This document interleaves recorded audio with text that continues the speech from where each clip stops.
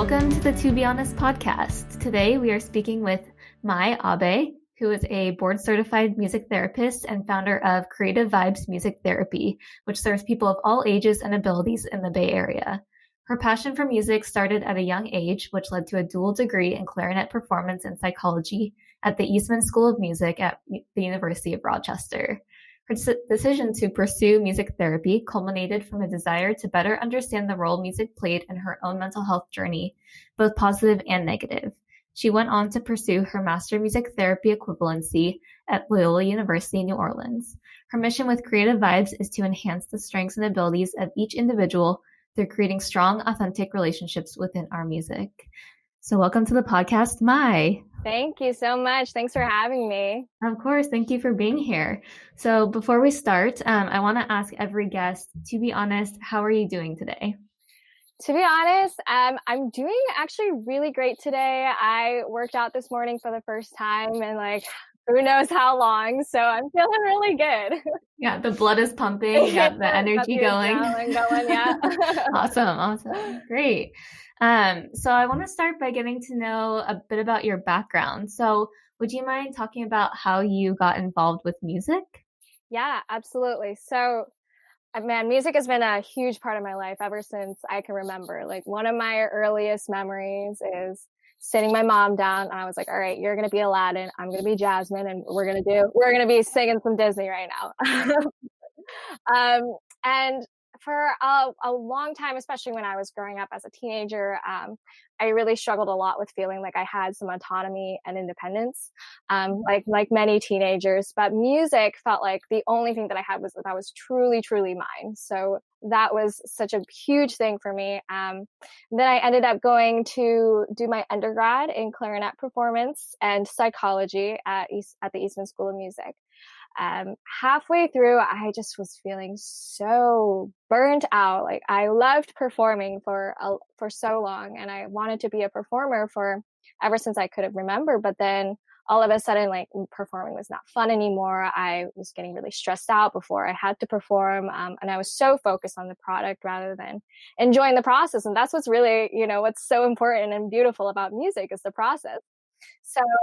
So yeah, that was how I got into music therapy, because music was both my biggest source of self-doubt, but it was also one of my biggest coping mechanisms.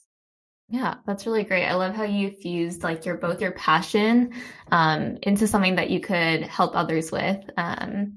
Yeah. So would you mind talking a bit about what music therapy is? Yeah, absolutely. So music therapy is the purposeful use of music to achieve non-musical goals by board-certified music therapists. And that's just a really fancy definition. But basically, we utilize all aspects of music. So it can be playing music, active music making, improvisation, or we could be discussing song lyrics, just listening to music together, creating music together. That we use all those aspects of music. And as the music therapist, we choose a music experience based on each client's needs, their goals, and their objectives. So this is what the most important part of music therapy is that we're really working on achieving these non-musical goals. And so typically there are five or six different goal areas that we have. So those are social, communication, emotional, physical, spiritual, and cognitive. And so some examples of those goals can look like community building. A big one that we've been really working on recently, especially during COVID, has been combating isolation, really just feeling like we're part of a community and being able to connect with others despite not being able to be in person. Different coping skills. With little ones, I do a lot of turn taking, awareness of others. And some people even don't realize that music therapy can also work on physical goals like lateral movement. I've done some work with stroke patients where we'll work on being able to walk, getting that rhythm of walking back together. Treatment motivation and reinforcing daily living skills. Those are just some of the goals that we might be able to do in music therapy. Awesome. So who is the general population that you work with? And then the second part of that is who benefits from music therapy? Yeah. So my primary populations that I work with, I do a lot of work with seniors. a lot of work with children and adults with varying abilities, and as well as teens and adults in mental health and behavioral health treatment, specifically in depression, anxiety, substance use disorders. Those are the most common diagnoses that I see coming up in my work. But really, like, everybody can benefit from music therapy. And that's what I love about it, is that because music is such a universal thing, we all have some sort of connection with music, right? Like, whether it's, we don't like a certain kind of music, or, we really love something. And that is what's so powerful about it, is that it really evokes an emotional response in everybody. Yeah, definitely. And how do you become a music therapist? Yeah. So becoming a music therapist can be kind of a long journey. So I actually did it a little bit of a roundabout way. So I did my bachelor's in music performance and psychology, and then I went on to do my master's in music therapy equivalency, which is kind of like you take all of the bachelor degree requirements, and then you also tack on like a few master's level requirements as well. But typically you can get a bachelor's degree in music therapy. And then during your 4 years of schooling, you'll go through, I would say, like at least 4 or 5 practicums. And those are like 3 or 4 months where you go to a certain site for once a week, and you get to actually practice and implementing music therapy sessions. And then once you do that, once you finish with school, you have to go on to your internship. And so that's about a 6 to 9 month program, 1,200 hours, where you really dive deep into, it's basically a full-time job where you just dive deep into really becoming a music therapist, honing your skills, really getting used to actually implementing and planning and everything like that. And then once you do that, you have to take a board exam, which is like the penultimate, like the scariest thing, it's like I can't remember. It's like 180 question exam or something like that. Don't quote me on that. But then once you pass that, then you get your music therapist board certification. And then you can finally practice as a music therapist.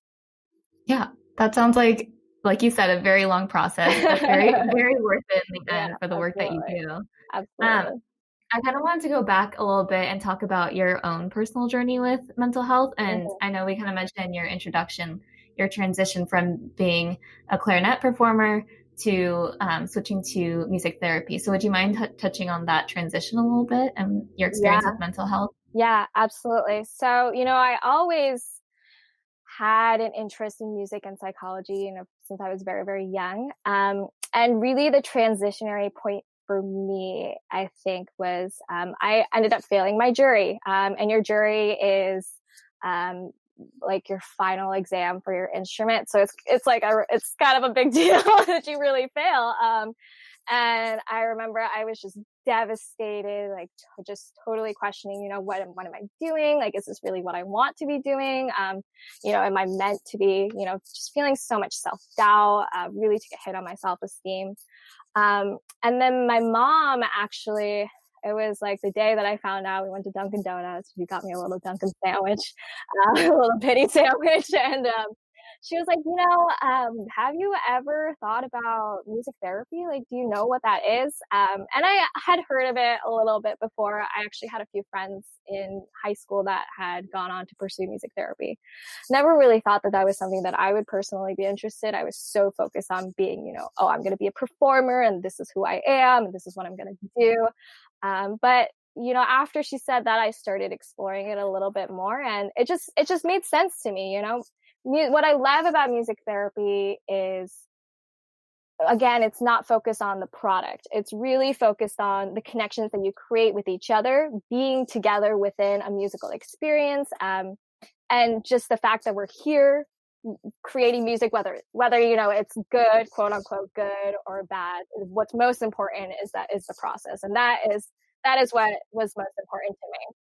Yeah, that's really great. And I think you also touched on something that our audience can probably relate to a lot, which is maybe not knowing, or even if you do know like your life path and you know exactly what job you want to have, there are some people that may not know what job they want to have and go through like a transition of finding their new path and what they're passionate about. So I think your journey really speaks to that, and how you started one way and thought maybe you would do something with music directly, and then you still are doing something with music directly, but in a different sense. But you found your path along the way, and I think that's really cool. Yeah, and very relatable. Yes, thank you. Yeah, and it's so funny, because if you had told me, maybe 10 years ago, you might not be a performer, I would have been like, that is crazy. What are you talking about? Like, this is who I am.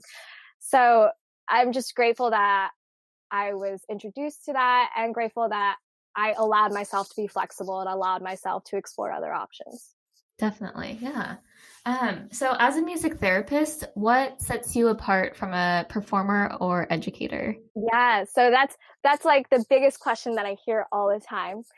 So I like to call music therapy, so the difference between a performer, I would say, is that a performer really focuses on the technical and expressive aspects of music. So the ultimate goal as a performer is that you're creating music, you're putting your own interpretation of this music and expressing it and showing that to your audience, right? It's a performance.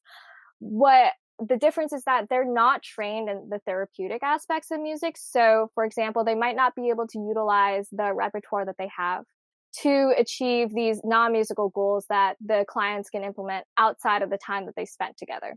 Really, the goal is that they're listening in this musical experience together, which is great. That's a wonderful thing. But another thing that's different is that as a performer, you're not really trained in noticing and responding to the different psychological aspects of each client. So, for example, one time I had a client in a session, and we were doing a song. I can't remember exactly what song it is, but all of a sudden they just lost it. They were sobbing, crying, and I was like, oh my gosh, like, oh, what did I do? And that's the thing about music, is that music can be really triggering because it's so powerful, both positively and negatively. So as a performer, if someone did that in a performance, you'd be like, oh God, like, what do I do?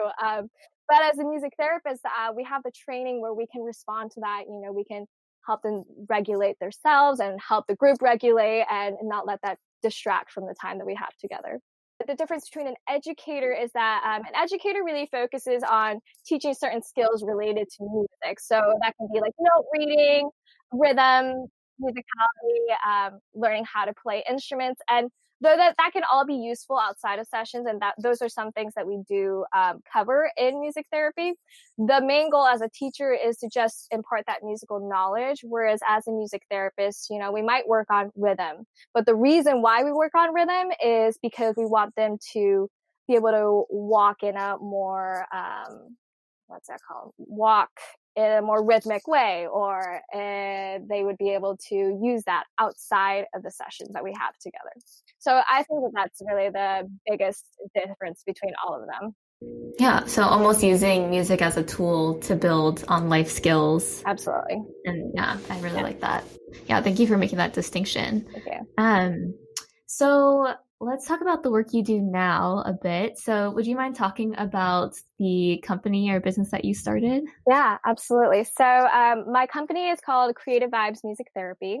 We are a resource-oriented music therapy practice. And what resource-oriented means is that we really focus on the individual's strengths and abilities rather than seeing them as the diagnosis and what they need fixed. So I think like that's just so important to me as a human being. I think that that's so important to really focus on what are we capable of. And it's so much more motivating for my clients that they are able to have these success-oriented activities and interventions, and that they can expand on them, and that they know that somebody believes in them. So a lot of the work, again, we do a lot of work with children and adults with varying abilities, and teens and adults in mental and behavioral health treatment. Right now, because I am the founder, I do a lot more advocacy work. So I do a lot of speaking with others about music therapy and its benefits. Awesome. Yeah, it sounds like you're I won't say all over the place, but you're doing a lot at once, which sounds very busy, but very rewarding at the same time. Thank you. Yeah, it is.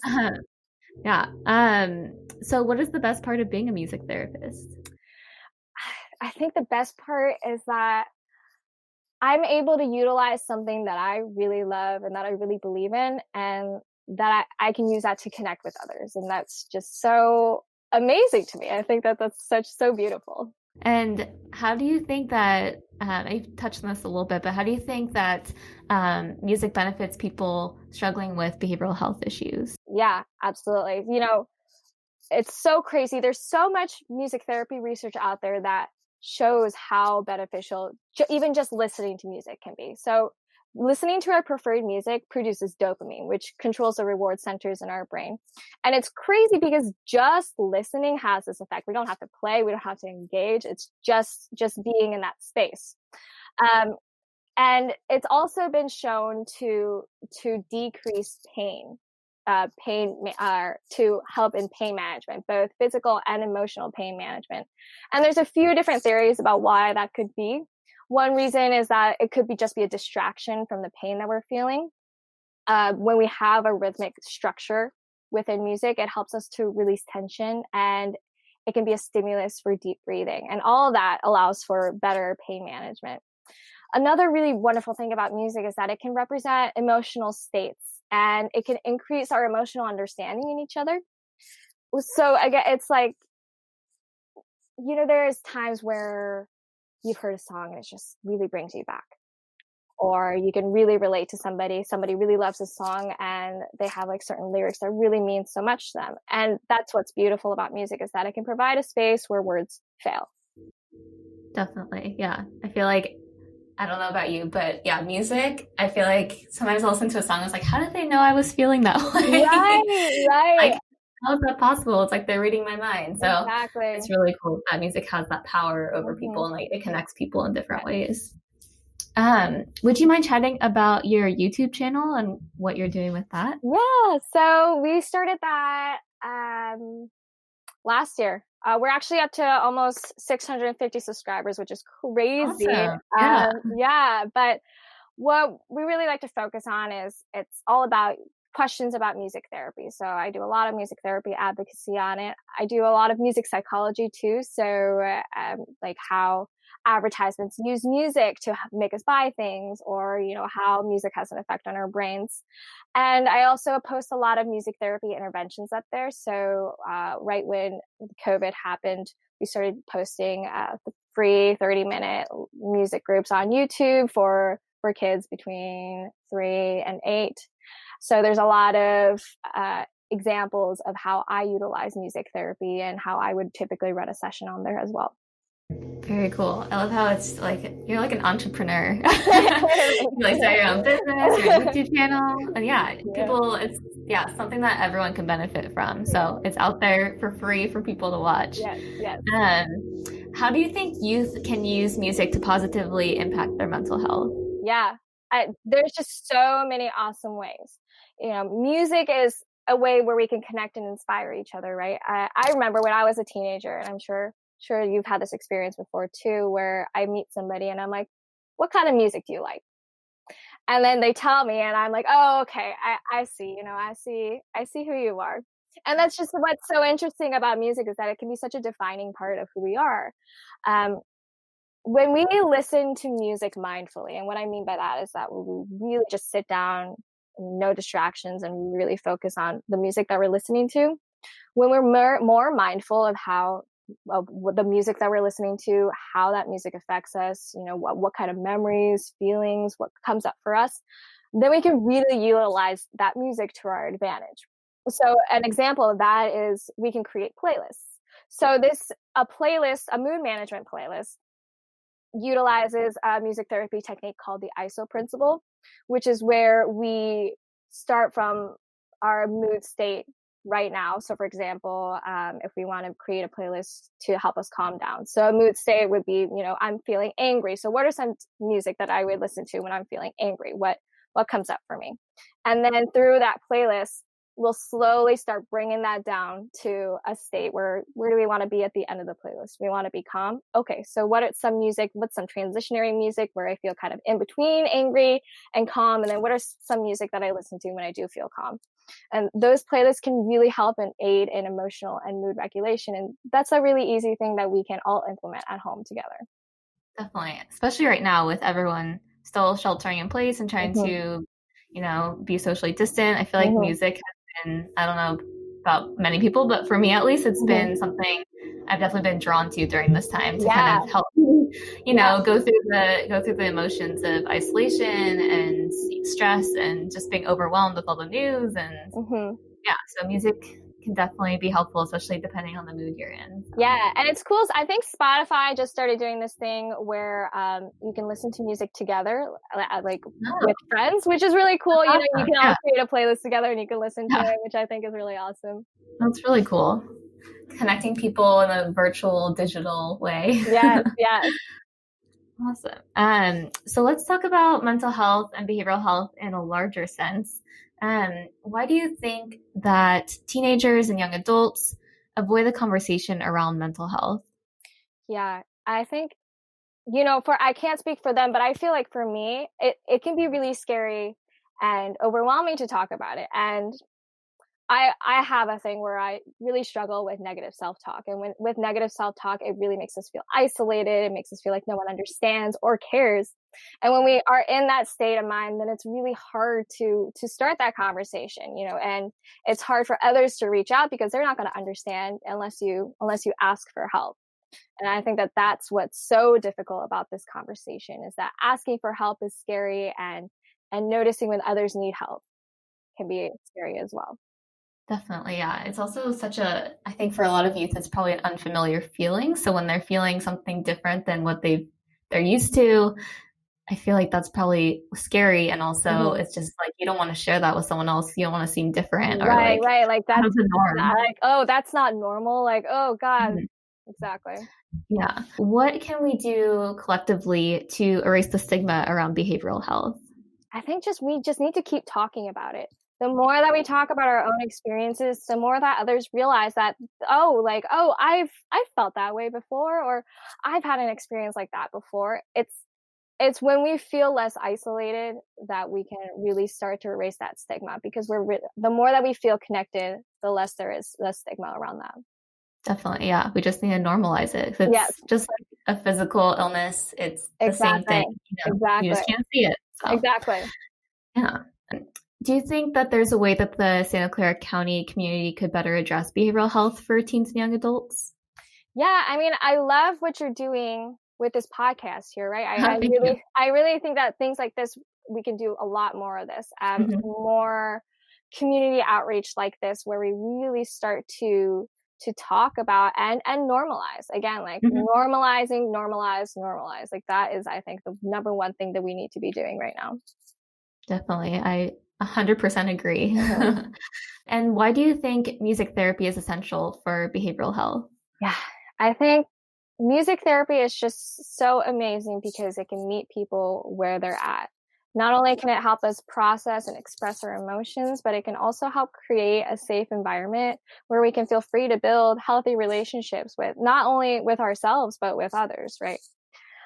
I also really believe that music therapy is so empowering. For me, when I run sessions, the most important thing for me is that I give my clients autonomy. They get a choice. They get a say. I'm not going to come in and be like, we're doing this today, and you don't get any say in it. Like, you are the expert of your own experience. And music is so flexible in that it can appeal to you in any emotional state, any place that you're in, it creates safety for you. Yeah, I really like that answer. Thank you. And what advice would you give to youth experiencing mental health issues right now? It's okay to ask for help. And actually, I want to say, instead of saying okay, I want to say it's actually really brave, incredibly brave of you to ask for help. And you should be proud of yourself.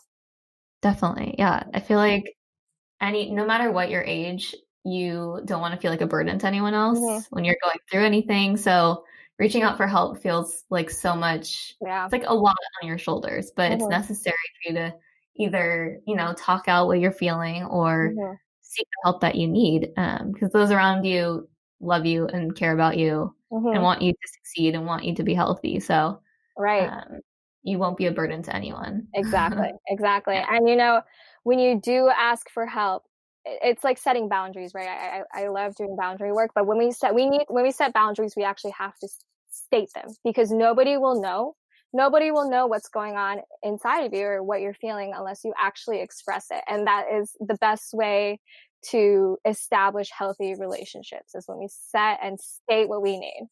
Exactly. I literally just posted that on the To Be Honest Instagram yesterday. Oh, nice. I said something along the lines of, you have to communicate your boundaries, because how else will anyone know them? Right. Like, people can't read your mind, and it's a really hard conversation to have sometimes, but it's necessary for your own mental health. Exactly. I like to ask every guest, what's something you do every day to take care of your mental health? Yeah.